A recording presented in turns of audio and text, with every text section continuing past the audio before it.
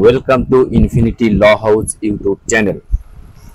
আমাদের আজকের রিডিং কন্টেন্টের বিষয় সুনির্দিষ্ট প্রতিকার আইন 1877 এর তৃতীয় খণ্ড, শিরোনাম নিরোধক প্রতিকার প্রসঙ্গে, অধ্যায় 9, শিরোনাম সাধারণ নিষেধাজ্ঞা প্রসঙ্গে।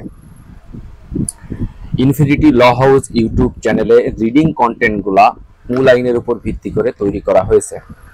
এগুলা ভালো লাগলে চ্যানেলটি সাবস্ক্রাইব করে দিবেন। চ্যানেলটি সাবস্ক্রাইব করা থাকলে আমাদের প্রতিনিয়ত যে রিডিং কন্টেন্ট আপলোড করা হয় সেগুলা আপনাদের নোটিফিকেশন এর আকারে পৌঁছে যাবে। ধারা 52, নিরোধক প্রতিকার যেভাবে মঞ্জুর করা হয়। নিরোধক প্রতিকার মঞ্জুর করা হয় আদালতের ইচ্ছাধীন ক্ষমতা বলে অস্থায়ী বা চিরস্থায়ী নিষেধাজ্ঞা জারির মাধ্যমে। ধারা 53, অস্থায়ী নিষেধাজ্ঞা। অস্থায়ী নিষেধাজ্ঞা সেই রূপ নিষেধাজ্ঞা যাহা একটি নির্দিষ্ট সময় পর্যন্ত অথবা আদালতের পরবর্তী নির্দেশ না দেওয়া পর্যন্ত কার্যকর থাকে। মামলা যে কোনো অবস্থায় তাহা মঞ্জুর করা যায় এবং দেওয়ানি কার্যবিধি দ্বারা তাহা নিয়ন্ত্রিত হয়।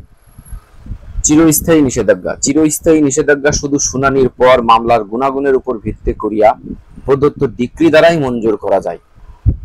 উহা দ্বারা বিবাদীকে চিরস্থায়ীভাবে এমন একটি অধিকার প্রয়োগ হইতে অথবা এমন একটি কাজ করা হইতে বিরত থাকিবার নির্দেশ দেওয়া হয় যাহা বাদীর অধিকারের বিপরীত হইতে পারে।